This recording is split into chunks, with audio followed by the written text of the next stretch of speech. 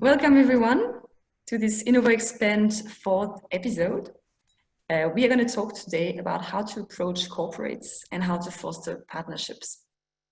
With us, I will present our speakers in a minute. Information that you need to know, and that probably most of you know, is that this is the 4th episode of a series that we've been doing together with Innovaud in the past weeks. We've been talking about very different topics, had many of you entrepreneurs in the room to discuss them. We talked about how to scale a business when you're based in Switzerland, how to adapt your regulatory plan with the COVID crisis that we experienced, how to manage your board during a crisis, and today, June 16, we're going to talk about how to foster corporate partnerships. My name is Yuliya. I work for Venture Lab. I will be your host today. Venture Lab is a company that supports entrepreneurs all around Switzerland. We have offices in Zurich, St. Gallen, and Lausanne. If you don't know us yet, have a look at our website and the events and programs we do to support entrepreneurs raising funds and growing.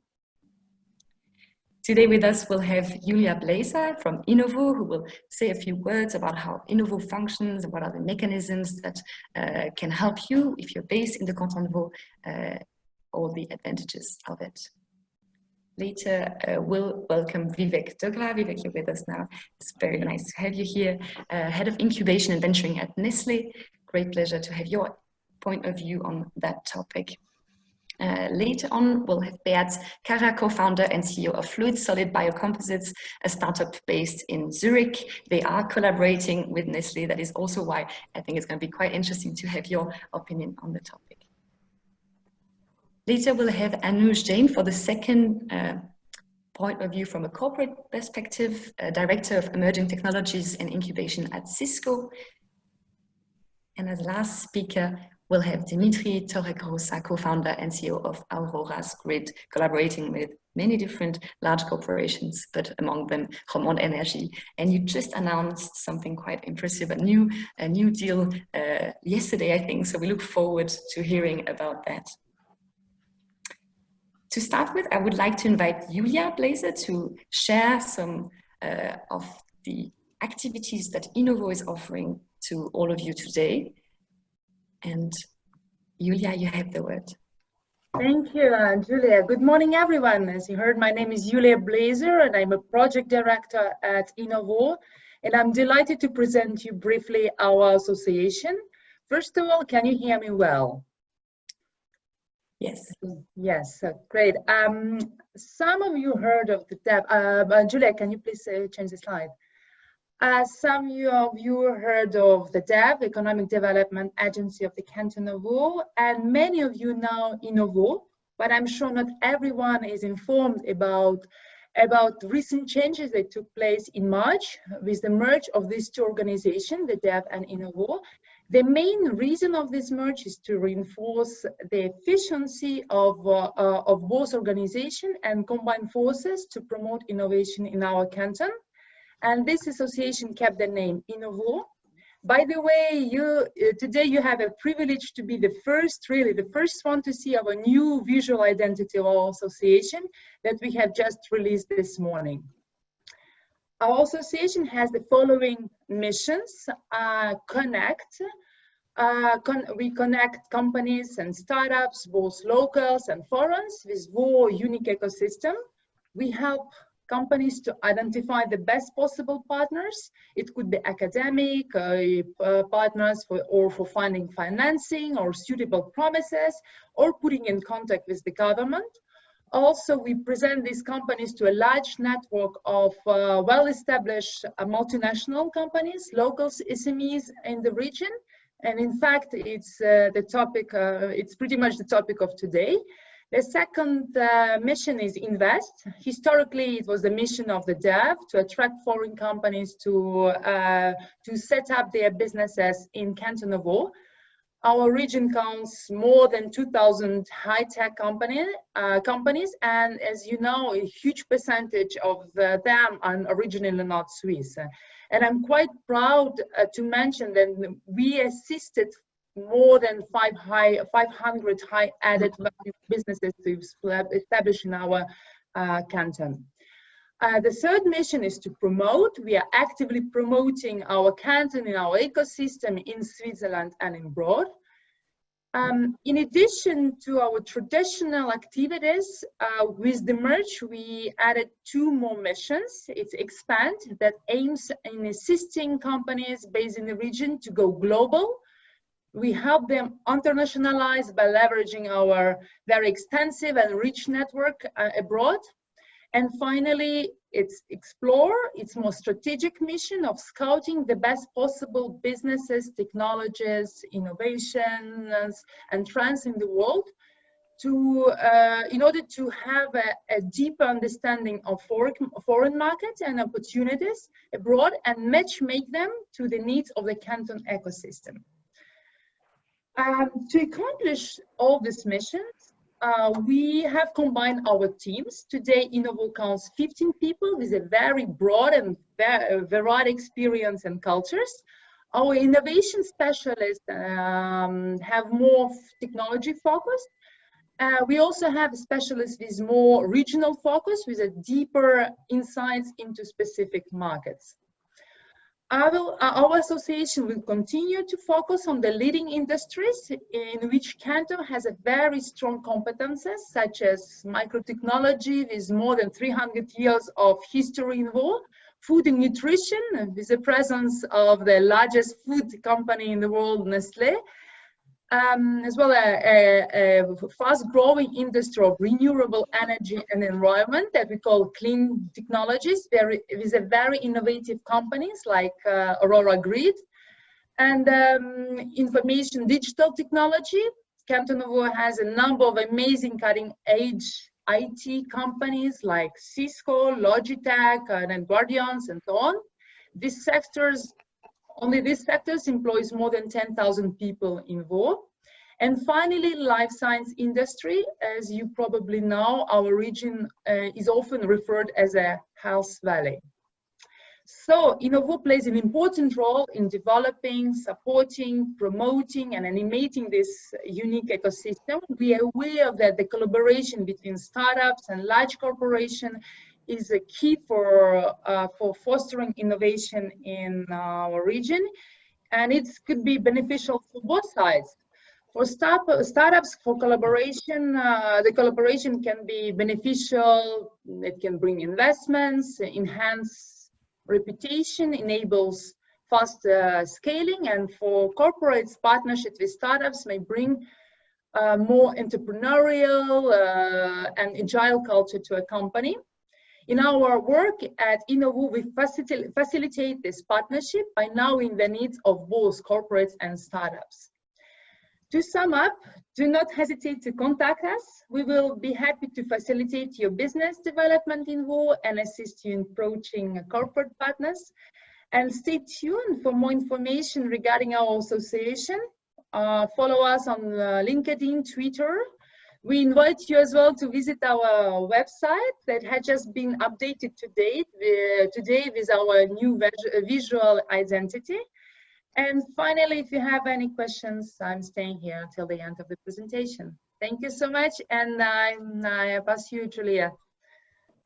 Thank you, Yuliya. Perfect. Thank you so much. It was very loud and clear.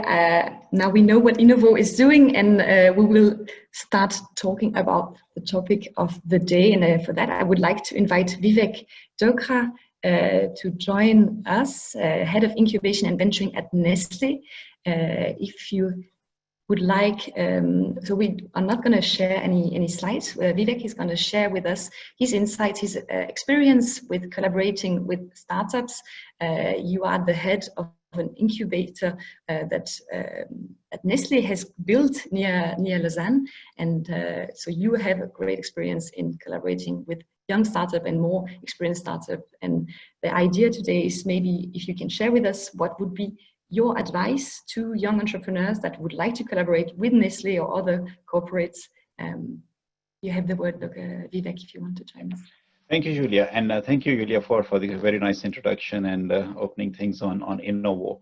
Maybe I just quickly introduce a bit myself, a bit more specific on my role. I've been with the company 13 years. Came here in 2007 from Singapore. I'm originally from India. Before joining Nestlé here in 2007, I was with other large multinationals, mostly in alcohol beverage domain.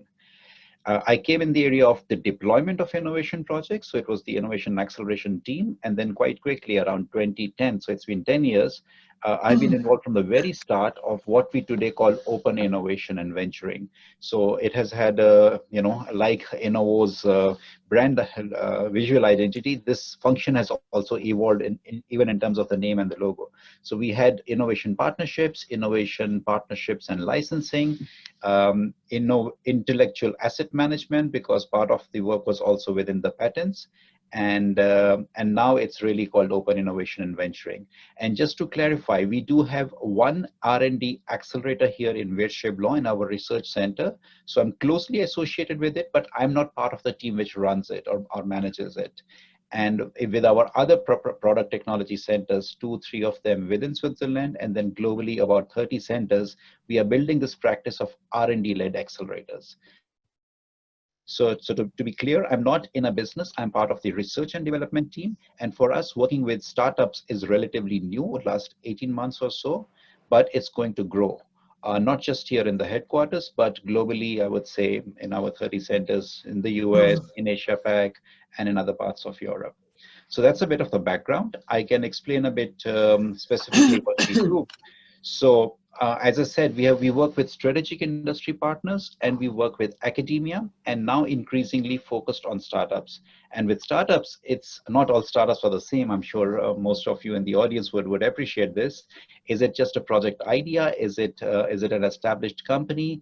Are you looking at partnering Innovaud and entities here in Vaud to establish yourself and then scale up?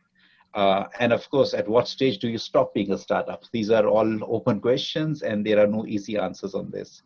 So which brings me to the main point. What is it that we look for, and what is it that can make better chances for a good collaborative success together? For me, just a few points. Number one, what is the differentiation in your value proposition? So the MVP, minimum viable product, or value proposition, whatever you call it, how is it differentiated among a few others which are operating in the same domain? And is there really science behind it? Again, I don't speak for all of Nestlé because there's obviously there's a commercial side of Nestlé. I'm part of the research and development team. So where is the differentiating science in the proposition that you're bringing to the table? This is something to be thought about. And then the next level would be, is it a defensible proposition? Would you be able to scale up and succeed based on speed to the market? It's one option, very good option, but is the science differentiated enough and can it be patented? This actually makes a good starting point for a discussion in the R&D circles of Nestlé. And then very quickly, when we hear propositions, it's best to use my function as a bit of a sounding board to try to answer the question, what kind of a collaboration do you really foresee with Nestlé? And following me will be Beat, and I'm sure he would have his perspectives because he and we have been working together, let's say almost 2 years. And it's not been so easy or fast going initially, but now we are on a very successful project. And I leave that to Beat to explain a bit more how he would have seen Nestlé initially and where he sees today. But for me, the key thing is, what is the intent? What is the strategic collaboration you're looking for? Is it a pure commercial partnership? Is it an R&D project, which means it's a joint development, which means probably that on your side, the MVP is a generation 0, and together putting our science and your work together, we can create a generation 1 or a generation 2 together. And then very quickly will come a question on this, who owns what finally in terms of the results? How do we implement it? Or what would success look like? Are you offering exclusivity to Nestlé? So these are really the main topics.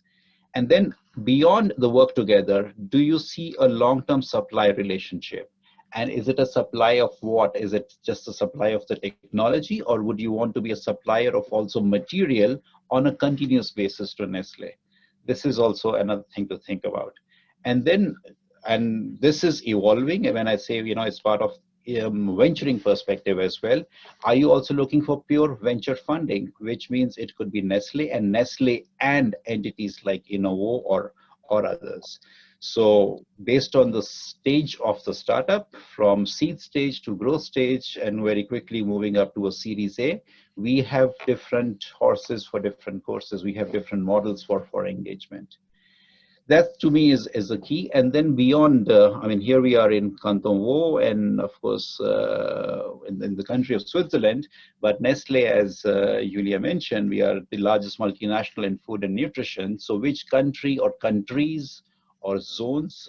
Is it pan-Europe? Is it America? When we get approached by startups in other parts of the world, sometimes their interest is really to scale up and be in the US, and specifically in the West Coast of the US, especially if it's in the digital technologies area. So be clear what kind of a collaboration you would like to see, and which geographies would you like to see for us working together. Of course, today there's a lot of talk on sustainability and environment issues, and some focus on Asia and markets in Africa. So we are open because we are present practically everywhere. And then also think about what exactly do you offer to Nestlé, knowing that we are large in many food and beverage categories, we are large in a lot of research and development ourselves. Would you see also possibly that Nestlé is doing this work by itself? So where really is the fit? Is it at some stage you start to compete? To think about, based on which category, if it's coffee, is it dairy, but what exactly is your perspective on a long-term relationship with Nestlé? I think these really are the main points to think about.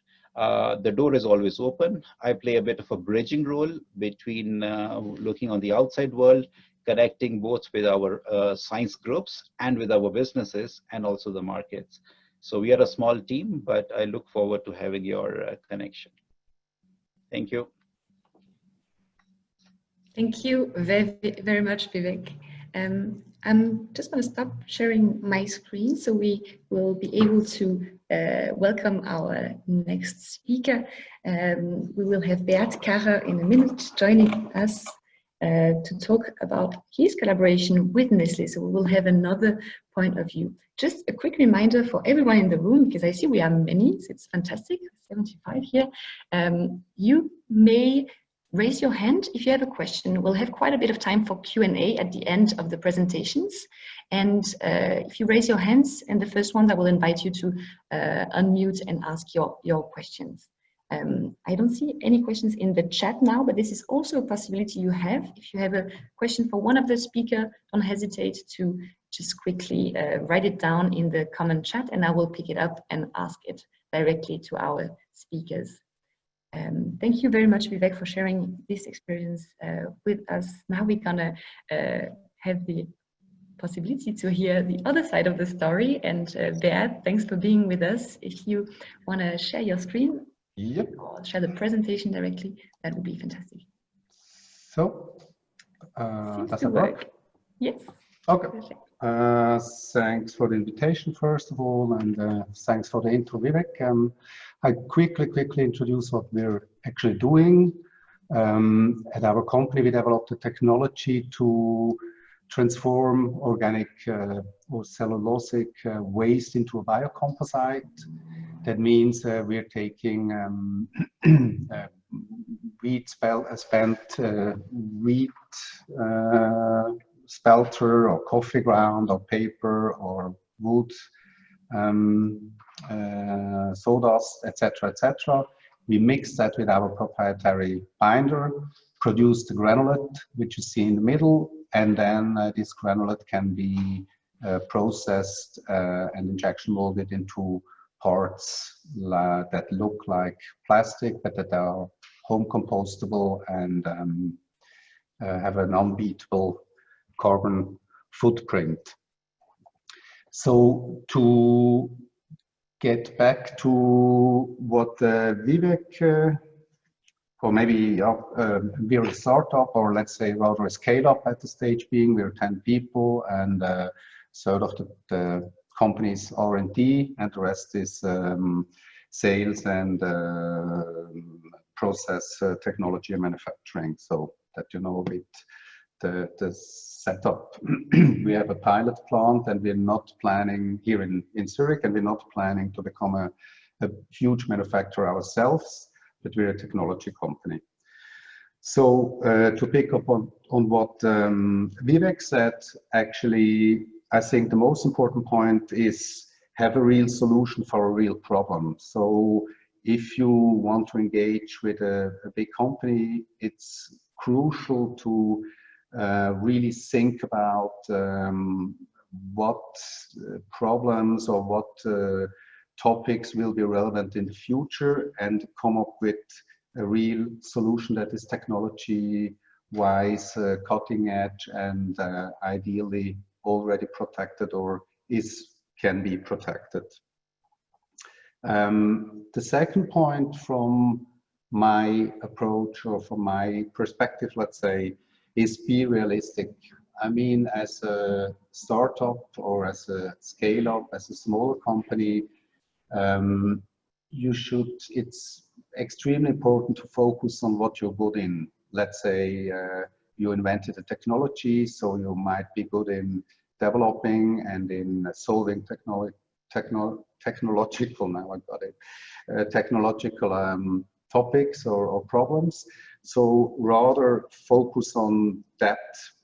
Be quick, be agile, play all the cards that you are better in than the big corporates. They have other advantages. And another important point, if we talk about being realistic, is always under-promise and over-deliver. I think if you're dealing with the big corporate, the worst thing to do is to come up with, I'm going to solve your problems, and then you're not able to do it. That's rather do it the other way around, really Swiss style. The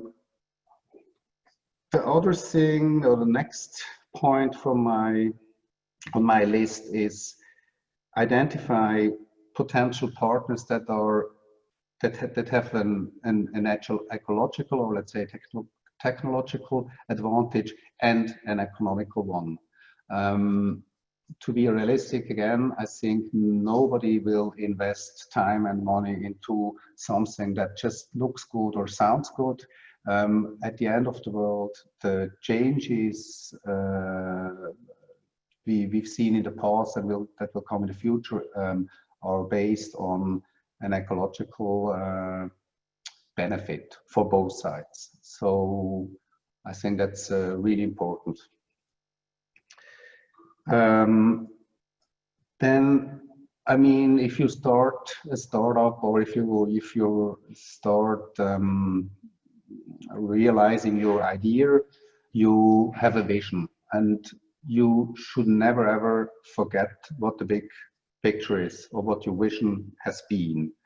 So you might rather want to look for partners that are really big, or let's say big enough to bring the horsepower to the ground.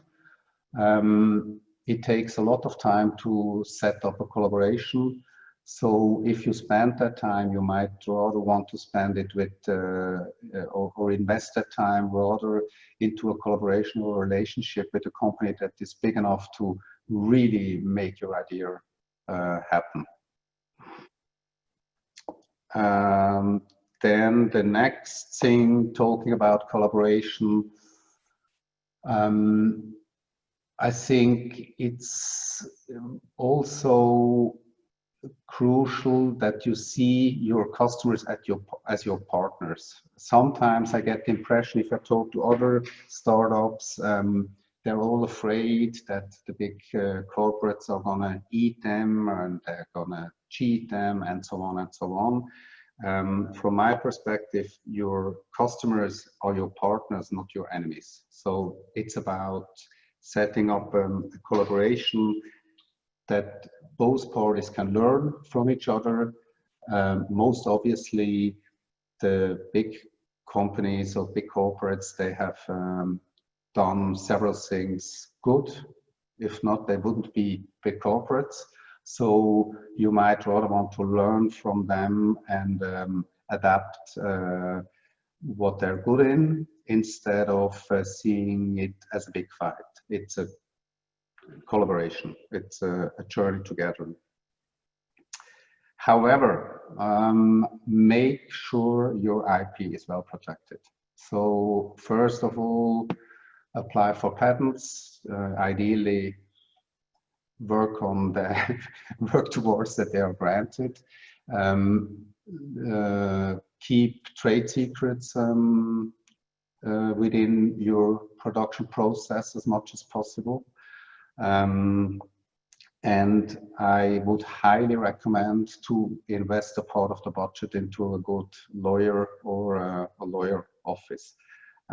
It's really important to, even if we're talking collaboration, I mean, the whole legal setup is time consuming and is a very important point. Even so that your customers are your partners. But of course, as I mentioned in the beginning, it's about business. So make sure you know what you're having in your hand and that you're getting paid for that. And so my last point, get ready for a long journey. The big corporates, they work differently than startups. They have internal compliance, they have internal regulations, they have big teams, they have a vertical hierarchy. So as Vivek said, I think when we first met, this is almost 2 years ago, and it took us more than a year to getting things started. But it's worth the time. As soon as you are you build up that relationship, you get the paperwork, the paper framework set up. That from then on, it's quite easy to move forward. And it's really big corporates move differently. Sometimes it makes you half crazy, but yeah. On the end of the day, as I said before, I mean, it's about collaboration and it's about learning from each other and bring in what you're good in and participate as much as possible from what your customers or partners, we prefer partners as a name, what they're good in, and make it happen. So that's a bit my perspective, and I would. Yeah, no, and one last word, sorry. And I would really highly recommend to all of you working in the field of food and beverage or the surrounding, as Vivek said, go approach them. He's a really nice guy. Thank you so much. Actually, I was wondering maybe a few details of how the relationship started between you and Nestlé. Were you the one approaching them with a proposition, like you could see they had a problem that you might be able to solve and you went to them, or did they contact you because you became visible, I guess, with your product? It's actually like in a movie. One of our shareholders met one of Vivek's colleagues in ski vacation, and they started to talk to each other, and after a beer they found out that there might be some overlapping, and then they came to visit us here in our pilot plant, and then we started the discussion. So it's actually very very unusual, I would say. But with regards to how to approach companies, I think it's really important to invest a lot of time in network, in going to conferences, go out, talk to people.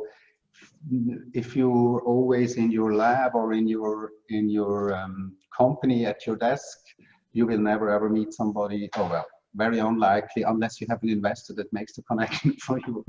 But it's very unlikely that you meet people. Don't be afraid to go out and talk to people. And if you go to a conference, don't be afraid to talk to the people. Don't be afraid to ask questions.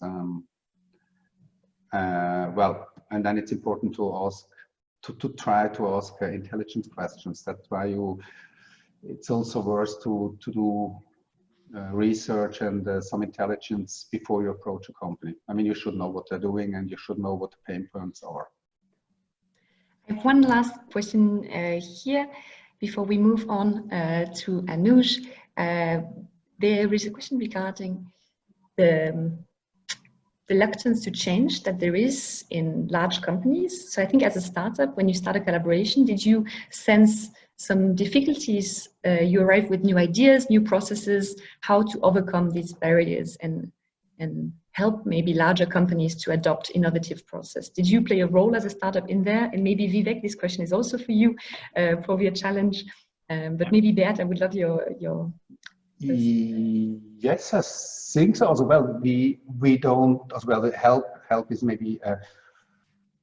I think our technology is really able to help, or not to help, to set up together with Nestlé a solution for a problem all the big industries, mainly food and beverage and industries have to develop a real business model. But we're not gonna, as a huge business model actually. But as I said before, we come up with the idea and then you body up with the good people at Nestlé, and this is a huge team of different skilled people. It's a collaboration. So that would be my answer. Well, Vivek, what would you say? Yeah, I know. I mean, what you mentioned, it was an interesting story, but yeah, serendipity is always a key element. It can happen, but I think over the last 2 years, things have evolved quite rapidly, even in a large company like Nestlé. So as you mentioned, accelerator programs, we are also partnering Mass Challenge here in Lausanne as an external accelerator. We are partnering EIT. So there is a bit of a structured way also, with external partners, and of course now with Innovaud and more to come, that startups are working through some partners, and through them we get the visibility here, and we are screening and filtering and then start setting up formal discussions. But I think one thing to remember is in a large company like Nestlé, there is no one Nestlé, so there are different business areas, there are different experts, people working. I would say we even break it down in R&D. When I say there is even an R element and there's a D element, there's a fundamental research, which is a research center outside Lausanne, and the development comes together with certain specific applications for certain products. So it's huge, but we are also, as I said, my role is also a bit bridging internally to see where this would land well, and that you as a startup, you have an option, you have an opportunity to present the real solution. And sometimes it's both iterative, it has to go, what the startup proposes, what Nestlé needs is interesting, but you don't have a final solution yet. So you have to interact with each other, and you have to iterate a few times before you get to the final thing. And this is exactly how it worked also for us with Fluidsolids. And before I hand back, Yuliya, I just see some messages on the chat box. Feel free to share my email, and I'm sure it's the same with the other speakers. So we don't need to redo it. Sometimes just sending a message on LinkedIn works, but obviously I'm very happy to share my contact details from this forum. Thank you very much, Vivek. I actually thought you were going to answer the question on the extremely long payment terms for large corporates. was there? Maybe we'll do that a short answer, not too long, because we're going to move to the next speaker. But maybe was that a problem for you, Bert, to handle the fact that maybe Nestlé is not paying as fast as a small entity? No, they paid. No, we're happy. I think no, that's not. It's not as bad. No. In the US, it's way longer. Perfect. Yeah. Thank you. Yeah. Okay, then we're gonna move to our next speaker. I'm just gonna ask you, Bert, to stop sharing your screen. I'll start sharing mine again, and I would like to welcome Anuj Jain. It's just make sure. Hi, Yuliya, thank you. And I'm really happy to be here. Hi, everyone. So I'm a director in a group called Emerging Technologies and Incubation, and this group was just created 3 months ago, just a few weeks before we were hit by this pandemic. And just a few words on myself. It's my 10th year at CISCO, here based in Hull. This group now is basically a group which is under the CEO of the company, with the mandate to look for new businesses and incubate them for CISCO. So outside the, I would say, the traditional businesses we are in. I think what is really important for startups with CISCO, and CISCO has a very long standing story with the startup community. We have about 2 billion invested into startups from seed rounds to later rounds. And obviously, as many of you know, we have acquired over the last 30 years more than 200 companies. So the relation with startups is very important. I think what is very important, and I would really like to agree with the points made by Beat and Vivek, is having a clear pitch, and also knowing what you expect, what you want to propose to the company, and what you expect back from the company. Because many times we've seen that we get contacted, but it's unclear what is the proposal the startup is looking for. Is it looking for an investment from CISCO? Is it looking for advice? Is it looking for being integrated in the portfolio of the company? So those things are very important. We obviously have much more difficulty to sustain any investment which are early investments. So it's always better to be in an advanced stage before you get in touch. I think the channels to get in touch with CISCO are multiple. That's very important. You have obviously the direct email contacts, and I'm happy to share my email after this session. Otherwise, I think it's important to attend some events. In fact, today and tomorrow there is an event, and maybe it's too late to register, but it's a virtual event called CISCO Live. It has more than 115,000 people which have subscribed. So those events give you access to exactly what CISCO is working on currently, and very often the outlook. So that way you can you know where your proposal fits in the portfolio of CISCO. Is it an enhancement of what they are doing? Is it something new?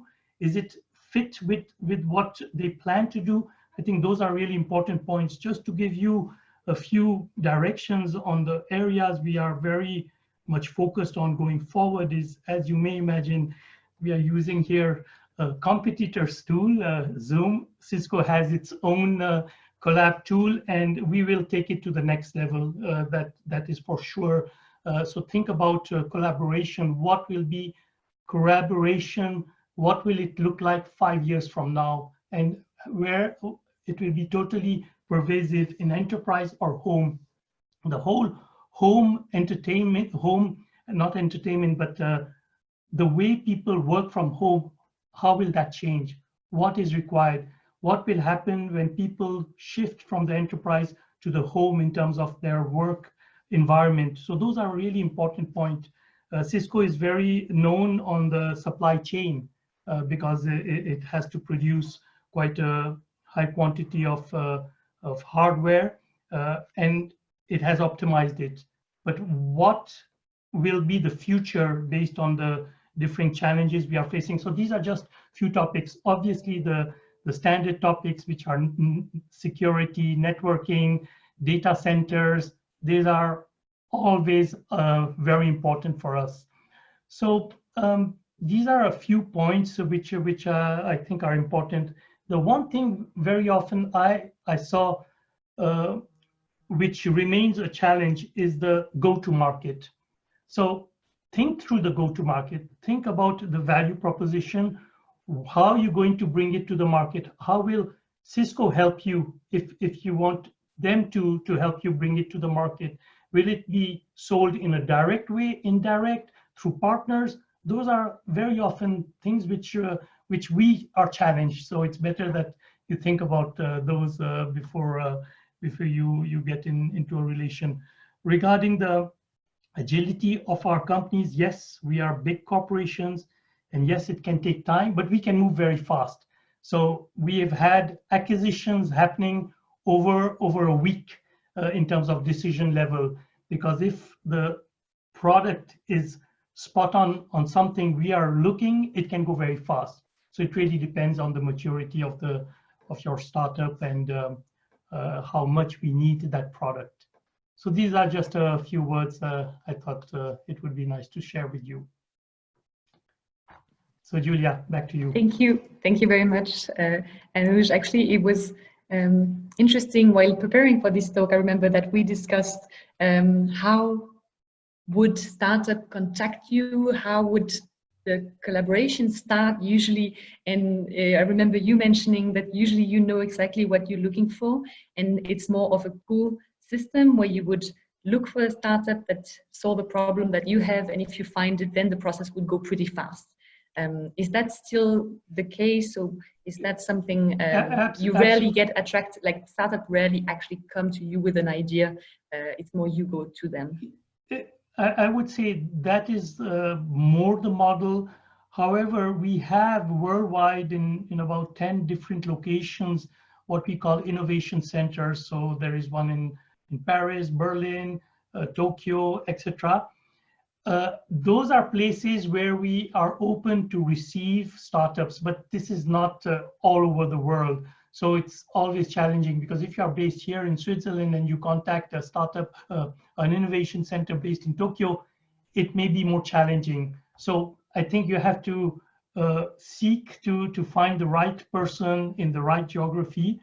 But very often when we are clear on what we want to do, then we search very heavily. So make sure that your startup, your product is visible through search engines, because for example, if you're working on a radio technology, we will want to know every company which is on that technology, and we'll search. And very often, if we can find the startup, we will contact them. That's an excellent point. I'm just going to look here in the chat if there are some questions.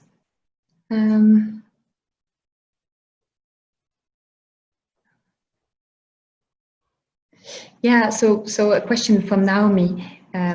So corporates are huge, so how to actually get in touch, or if there are no accelerators? So I don't know, you mentioned that you are welcoming startups in places in Tokyo. It's not the case in Lausanne, but there are some other ways to contact you or to make sure then that the startup is visible to you. Is there any recommendation you would have to any startup? So you can go on our website, CISCO, and normally through a search, you would fall on the link which is called CISCO Investments, and I'm happy to share that with everyone, or I can paste it in the chat here, where it's a way to basically post what you want, a short message, what you're doing, and then you get contacted. I'm not responsible for that, so I don't know how fast you get a response back, but there are ways where you can just contact someone from the investment team. So we have a very important investment team in San Jose, a few people in Europe who take care of basically scanning all the startups involved and obviously responding to these types of connections. So most of the startups here are based in Vaud or other places in Switzerland. So the group that you just created, Anuj, for CISCO, will they have the objective of collaborating with startups in Switzerland, and so there will be new possibilities for startups here. Absolutely, but I think our group is not emerging technology and incubation is not per se a group to collaborate with startups, but we will need obviously to work with startups, with academia to get our sort of products out. So absolutely. And the domains, I cannot share them at this point. We are defining them, but yes, if there are local startups, happy to be in touch with them directly. And we try to participate as much as we can to local events. So please also come to those places. And I would like to thank Yuliya, who who really, through the dev, we had a lot of interactions and met some very interesting companies. So we try to be as active as possible in the local scene. Thank you. We will jump on to our last speaker now. Dimitri, are you with us? You have your own slides, so I will invite you to share your screen. Dimitri is the CEO of Aurora's Grid. We had a chat the other day. Very happy to have you with us today to share your experience collaborating with large corporations, and the Romande Energie is one among several. We look forward, or maybe if you can share your screen in, this is presenter mode. So maybe if you can just put full screen, that will be better for Dimitri. Oh, you are on mute. Just now it's good. It's okay now? It's still on presenter mode. I think the easiest is if you quit presentation mode and you just put full screen. Even if Wait. Sorry, abbasso panel, no? Full screen. I think it's just, you can put end of the diaporama on the top, and then you will, yeah. And then here below at the bottom you have a small screen bottom of your screen. Bottom, way down. Go down with your mouse. Down. And there is a little like screen. Yes, you're almost on it. Right on the right. A little. Voila. Yeah. Well. Okay. Perfect. Wow. Complicated. So perfect, sorry, guys. Thank you. Okay, so my name is Dimitri Torregrossa, founder and CEO of Aurora's Grid. First of all, thank you, Yuliya, for joining us and give us this opportunity today to pitch about relationship with corporates. So yesterday we make this announcement on LinkedIn about collaboration with Romande Energie. That is a local corporate that we start to work with since 4 years ago. I would like also to thank Anuj, that is the reference person for strategic projects that believe on our skill since the beginning. So the goal today is to give you some secret about how you can approach a large company. So is a model, an algorithm that we have already validated for 3 corporates. We cannot deliver the other 2 names, but of course we can deliver the name of Romande Energie, but the approach has always been the same. So the main challenge associated to approaching a corporate is that you go to the corporate to find the target person, and then you told to him or to her to come and visit your company, to work with this company, and ask a lot of money.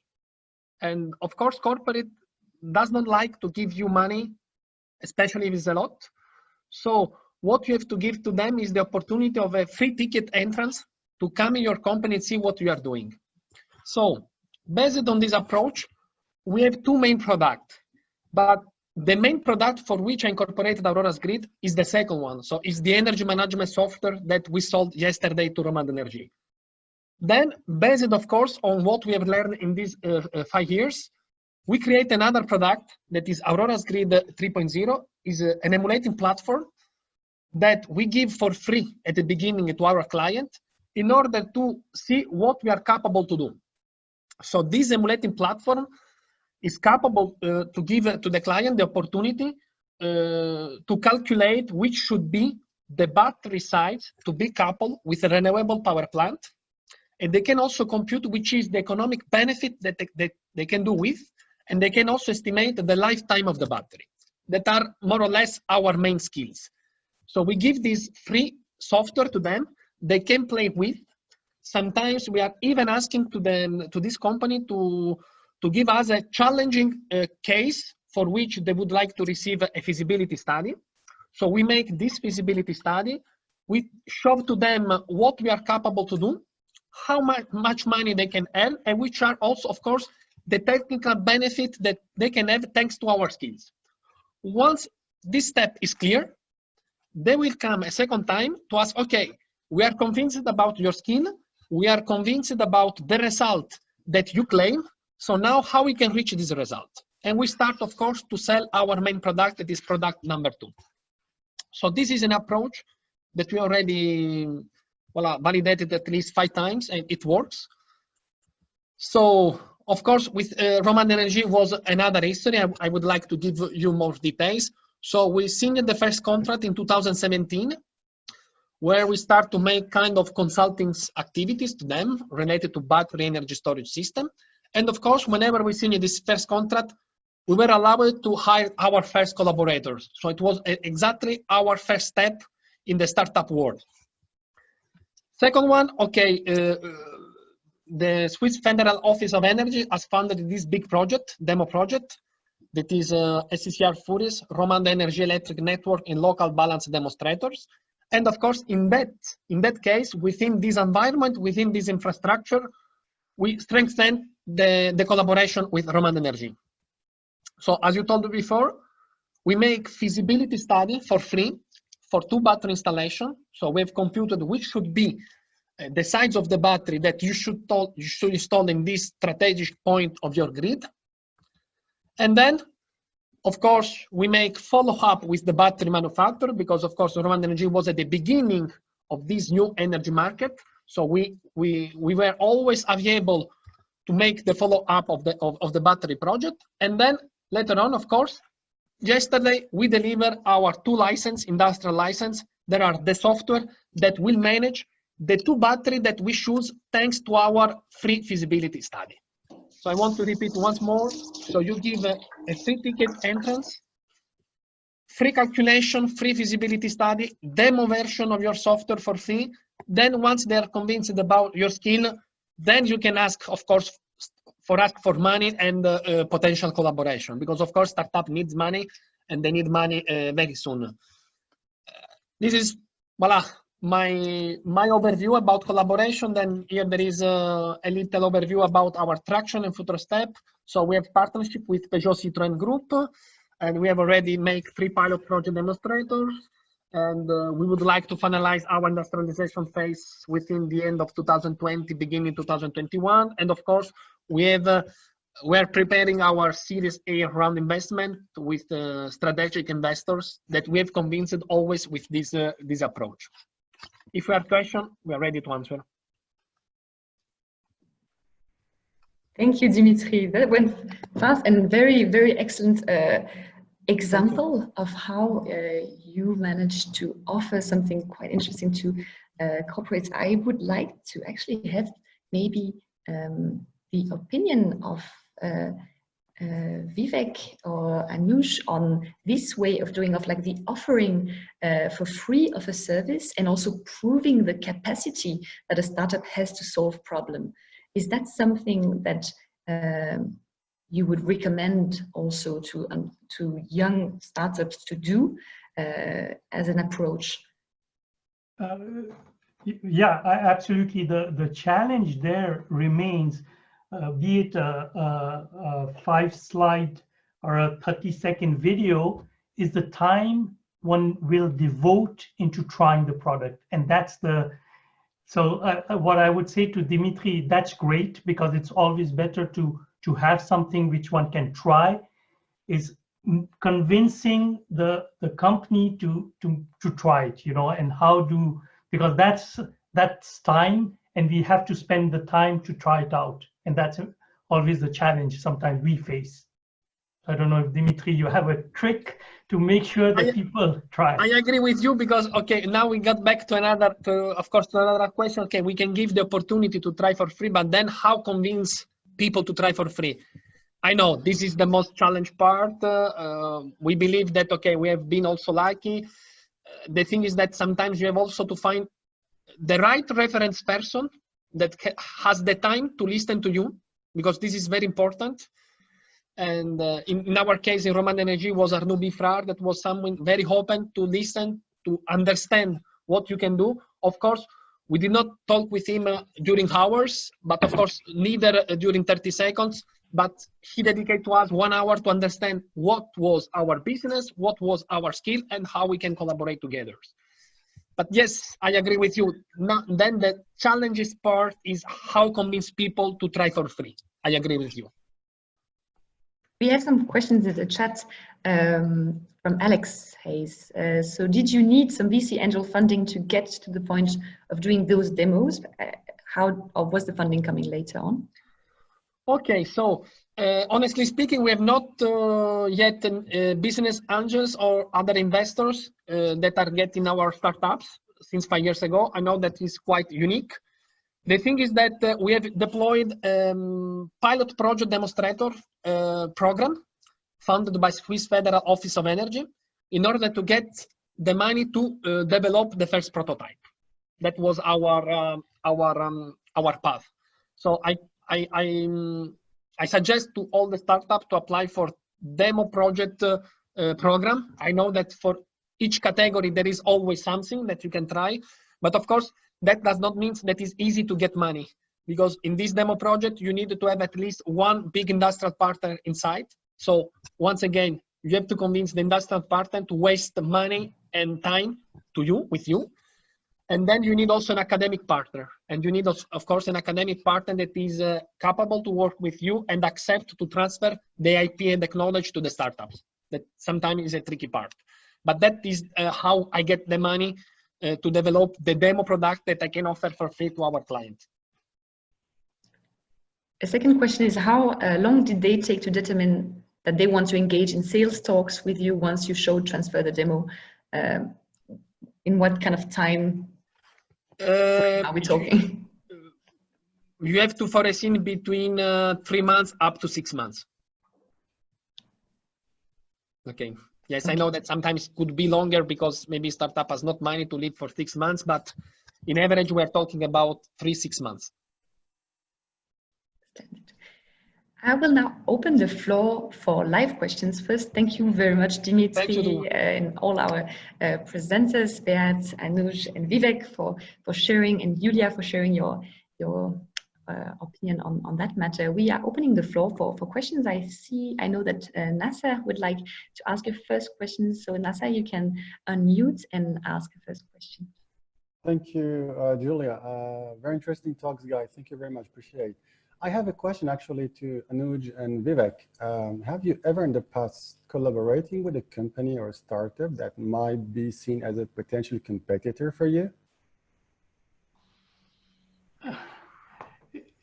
You know, if I may, CISCO is a 50 billion revenue company. So a startup, you know, which will become a unicorn at the beginning can also be considered a competition. So absolutely, but you know, we don't look at a startup as a competitor. That's not the way we look at it. So we have a very open tendency there.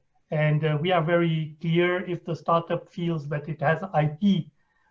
I'm the first one who says, okay, you know, protect your IP. We are not looking to steal your IP. So I'm very open to you know, collaborate with, even on a domain which is our core business. Sure. Yeah, from my perspective, you know, it goes back a bit to the definition of competitor. These different models. Build, borrow, or buy. Do you build it yourself? Do you borrow through the collaboration, or is it finally a buying or an acquisition opportunity? And then again, we are, yes, present in many categories in many markets, but not all categories in all markets. And then is it, the key question is it really a consumer-facing competitor in the same food and beverage area? And then again, you know, it comes back to what I said at the very start. From the startup's perspective, what is important? Would they want to be acquired finally? Are they just looking for venture funding, or are they offering something different, or it can expand the portfolio of Nestlé? I mean, there's no one answer to it really.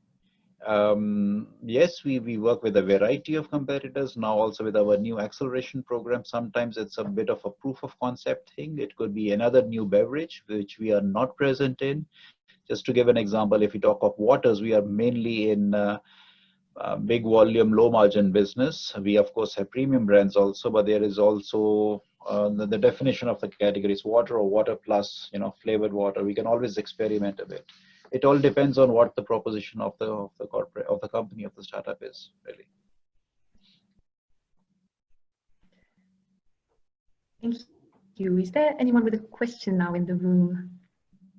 either for our two entrepreneurs or our two representatives of CISCO and Nestlé.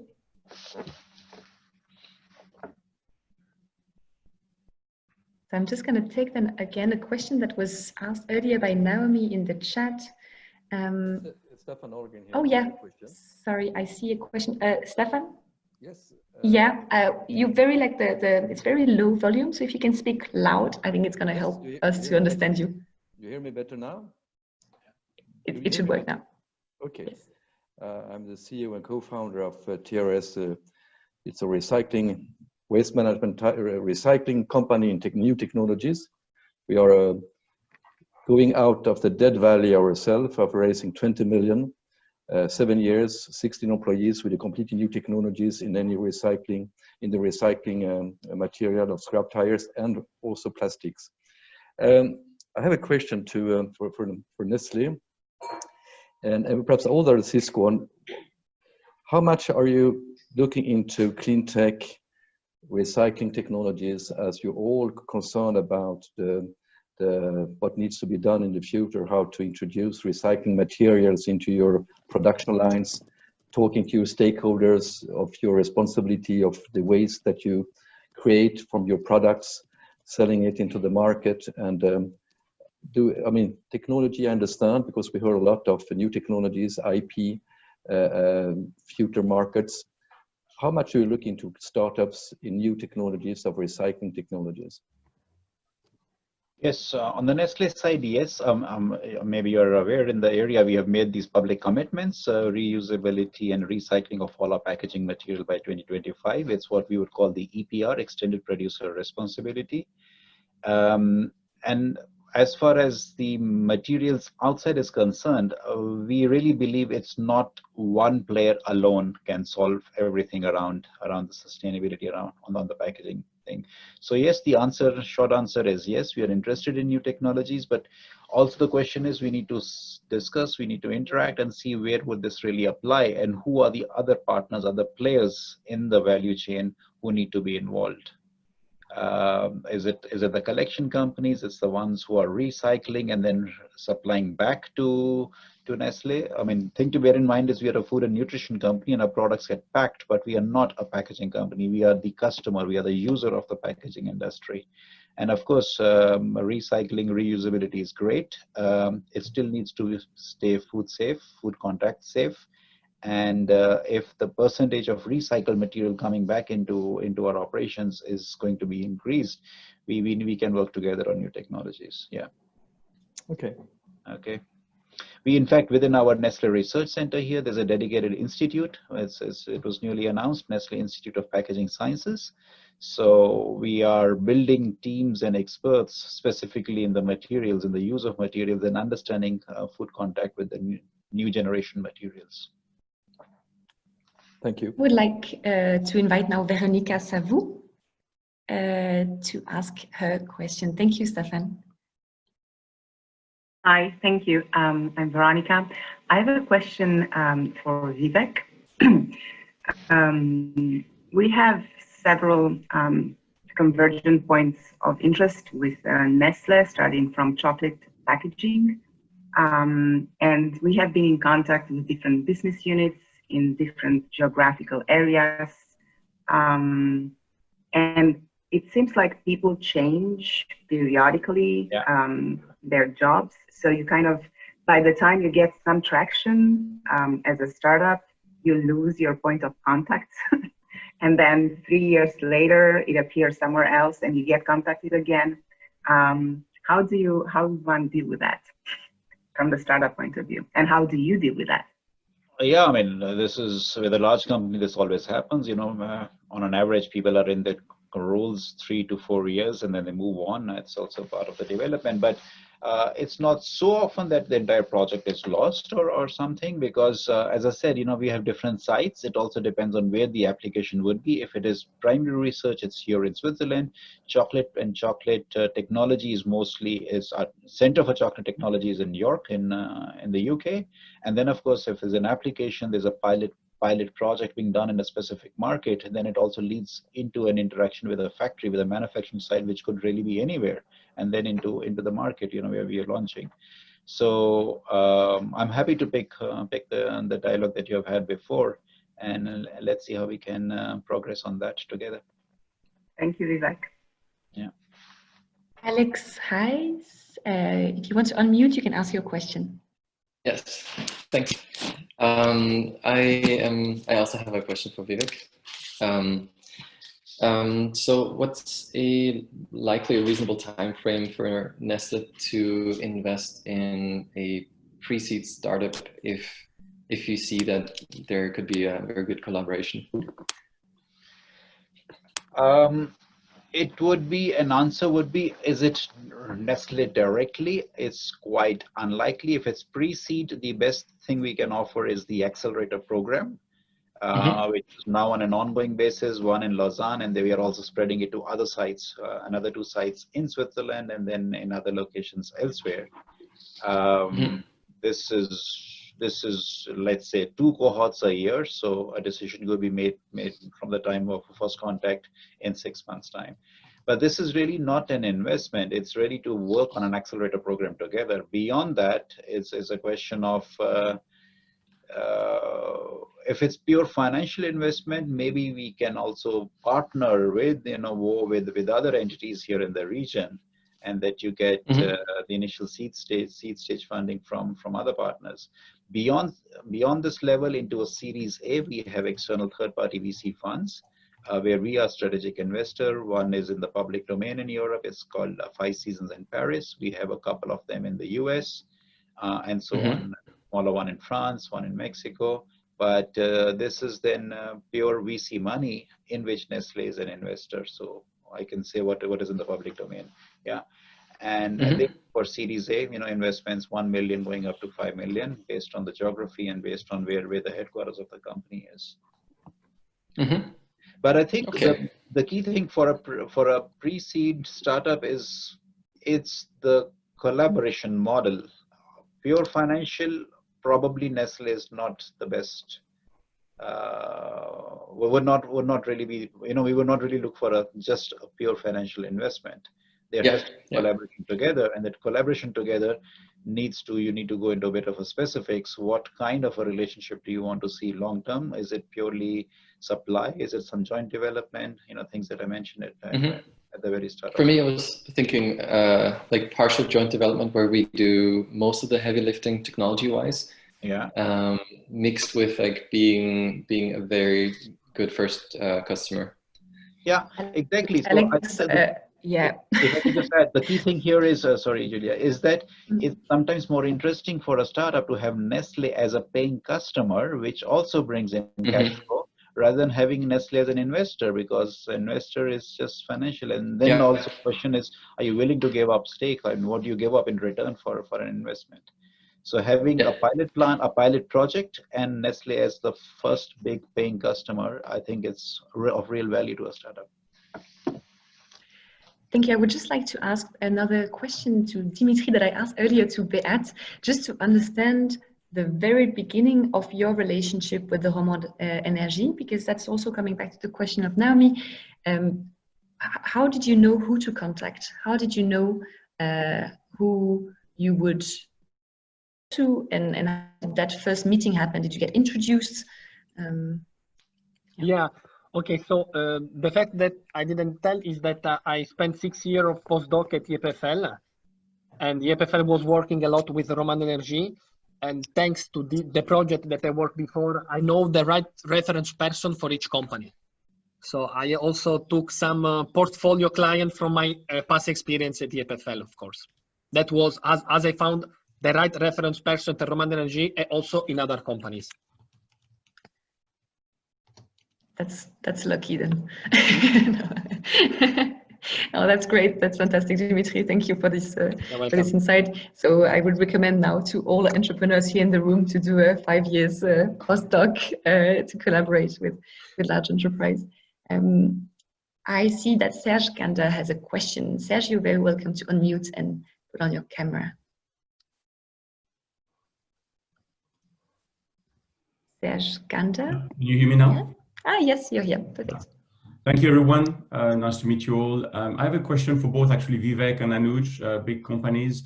How are the bridges between the R&D or even the D or incubator departments and the business units working? Because it looks like sometimes we feel the bridge are really missing, and an R&D department would have interest in a product or a new technology or a new company, and then how do they cross over into the business unit, which usually is needed for having an internal champion to really make a project a business reality?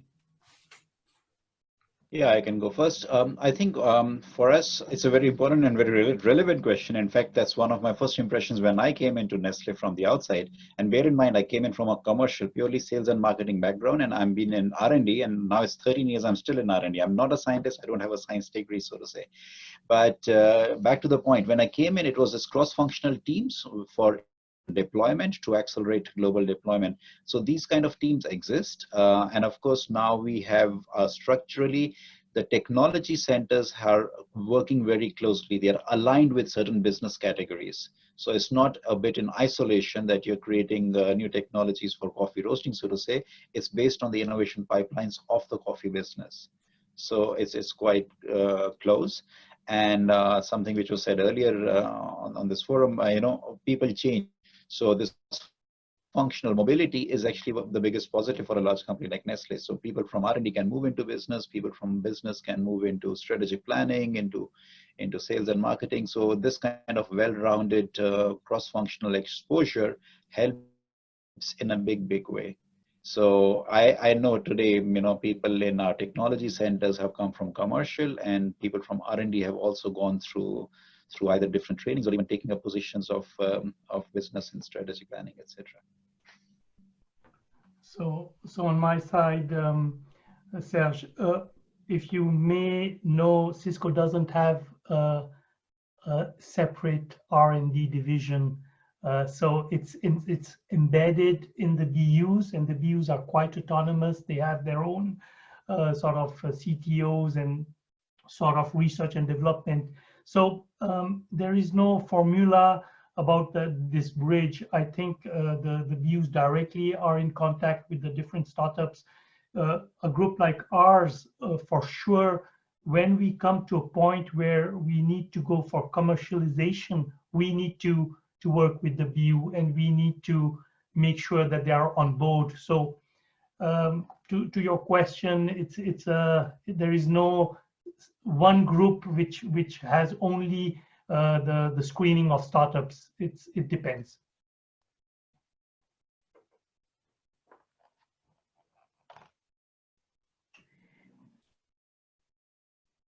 A question from Stefan Potter.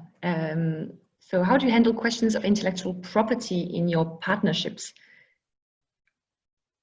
So Dimitri or Beat, if you want to jump in, I think it's maybe something very important for startups when collaborating with large corporations. There is that fear of being copied. How did you make sure there was a safe space there? Dimitri, you want to start? Yes, thank you. Yes, okay. Concerning the pilot demonstrator project, normally the environment of this pilot project is to transfer the IP property to the main industrial partner, and the main industrial partner could be the startups.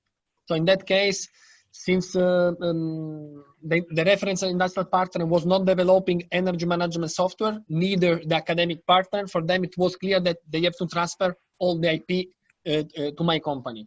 Other histories for other corporate to which we are discussing since last month. In that case, of course, there are companies that are strictly related to battery manufacturers or to energy management software. In that case, of course, they don't want to give us the whole IP property. So we are discussing with a term sheet about IP shares. Well, in our case, it's more that we have a patent that is granted worldwide already for a while, and we have several trade secrets within the process.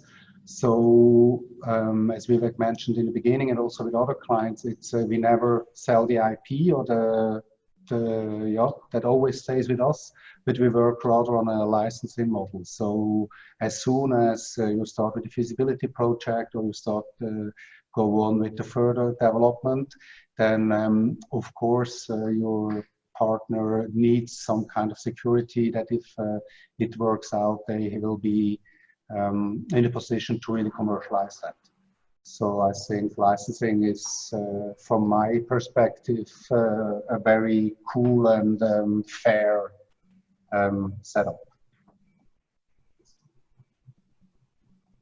We have time for one last question before we're slowly wrapping this up. I would like to invite Stefan Green. You wrote me that you had one last question. Can you, I'm just going to unmute. Oh, here we go. We can hear you. You hear me? Yes. Yeah. No, I mean, I have one question regarding, I mean, all of you, it's when you have make an acquisition of a startup, you have identified their technology, you have analyzed, of course, their team, you're convinced about that the working capital is very often the team, how much they can bring into your large companies. Can you tell me a little bit of the problems you met of the integration of these teams into a large corporation? Because I think this is a lot of questions coming up when you develop your company, your technology, you're like a family. You have you don't need backing. Everybody works on their own. They have their own responsibilities. They're acting as entrepreneurs. How do you keep their spirit and their creativity when you integrate them in your large companies, or do you prefer to let them be as they are? You have perhaps taken a majority stake in their companies. You let them work, or you prefer to integrate them in your company? Because this can change a lot, and we have seen different experience in this, how even it sometimes doesn't work. And it's a flop to even make an acquisition, integrate these teams into a large corporation. If you can just give us some good experience and perhaps bad experience and what you like to prefer to do. So maybe I can go first on this one. So Stefan, you may not like the answer. It depends. It really depends. Because if we acquire a company with over 1 billion of revenue and over 1,000 people, it's not at all the same thing as we acquire a small company which has 20 people. So in the case of a small company, sometimes it's talent acquisition, because you know that what the company has done is the people, and then you ask them to work on your product portfolio, or you try to integrate their product into the main portfolio. It is more challenging when the company is much smaller. So really there are all options which happen. For example, if we see a lot of potential in a company, but it's too early, it would be an investment. And then later on, it would be a right for first acquisition. So there is a very wide spectrum of models which we use. Can I just add one question? Sorry, you hear me? Yeah. You hear me? Yeah. No, I mean, could you also make a choice that you sometimes invest more in a team? You see their IP, of course, they have IP, they have a good technology, but do you see sometimes more assets to invest in a creative team that Yes. you not perhaps can develop in your company because it's too big to have this spirit? And do you integrate them, or you let them working on their own? To the first part, yes, it's really called talent acquisition, and it happens. Then the work on their own, it's again the size, how much a team of 20 people over time can really make an impact. So somewhere it has to be integrated in the bigger company. And you see a lot of difficulties to integrate a small team in a large corporation. Yeah, it is challenging. It is challenging. I will not lie, but it's not that we do that all the time. We are not, because it requires a lot of work to integrate such a team. So it's once in a while we do a small acquisition of talent. Maybe Vivek, would you like to say some words? Quick one. I'm I sorry. mean, the M&A and acquisition is a fairly different ballgame, and I think that was not really what we were covering on the call today. But just as an example, since you mentioned acquisition, we have Blue Bottle in the US, which was completely different from an Espresso and Nescafe. Blue Bottle is a really millennial kind of targeting coffee chain in California, very Californian, and the CEO has come on board, and they are running the show as is really. So that's one example, one very different example. But today what we are doing of acceleration programs, etc., is creating joint teams, and it's quite simply quite similar. You know, it's we also want to invite the culture that you talk about, and that is, I would say, the number one reason, if not the the most important reason to open our doors and get startups into our sites is to bring this entrepreneurship and innovation culture into our teams, which have been have gotten used to a bit of established ways of working. Is to challenge, break it ourselves. This is the key thing. But I'm totally with you. This culture has to come together, and that's one of the reasons we are building these kind of joint programs. Thank you very much, Vivek, Anuj, Bert, Dimitri, Yuliya. Thank you so much for joining this call this morning, for taking this hour and a half almost, sharing your ideas and opinion on that hot topic. I think many large corporations are more and more interested in collaborating with startups. So we're going to make an effort to explain here in Switzerland to the startups how to do the first moves, how to contact, how to sell. I think Bert and Dimitri, thank you so much for sharing your experience collaborating with these large corporations and being very precise in how you did that. Anuj and Vivek, you have a very busy schedule. We know that, but thanks for being here. Yeah. Yes. Thank you. Thank you so much. Thank you to Innovaud for sponsoring this this event. Thank you for Yuliya for being with us this morning, also explaining in details what Innovaud is doing. And this is the last session of this Innovaud Expand series. So for many of you who've been all through the series with us, I hope you enjoyed it, that you learned a lot. For everyone who just joined in today, I hope you had as much from it as you could. We are going to continue doing many events for entrepreneurs. So VentureLab.ch, Innovaud, we are all here to support you. So let's stay in touch. I will share the contact of the speakers that are fine with sharing the contact. So I'll verify that right after the talk. If that's fine, I will share that with the participants together with the slides. If you have any other questions, don't hesitate to reach out to me. And in the meantime, thanks all for the day, for the session, and have a great day. Thank you. Bye bye. Thank you. Bye-bye. Bye-bye. Bye everyone. Bye. Bye.